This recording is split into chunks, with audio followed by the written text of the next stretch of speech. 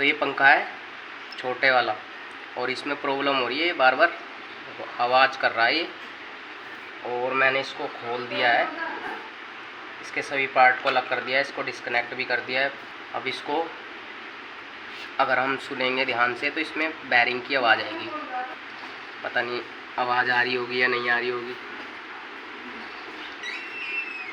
तो अब हम इसको ओपन करेंगे और चांसेस है इसका नीचे वाला बैरिंग ख़राब रखा होगा, लेकिन दोनों ही बदल देंगे। तो चलो अभी इसे खोलते हैं और फिर देखते हैं। तो इसको कर लिया ओपन और ये कुछ कंडीशन ऐसी है, बैरिंग हो गया बिल्कुल, बैरिंग बिल्कुल ख़राब। तो अब इसको बदलना ही पड़ेगा और इसको बदल के फिर दिखाते हैं आपको।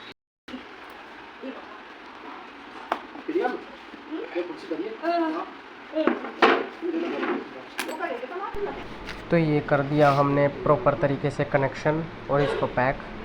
तो चलिए अब इसे लटकाते हैं। तो ये हमने लटका दिया, पंखा प्रॉपर लटक गया। अब स्विच को करते हैं ऑन और देखते हैं इसकी स्पीड। तो बिल्कुल मस्त चल रहा है पंखा, कोई आवाज़ नहीं है इसमें, फ्री रन कर रहा है और हवा भी अच्छी दे रहा है। So thank you for watching this video.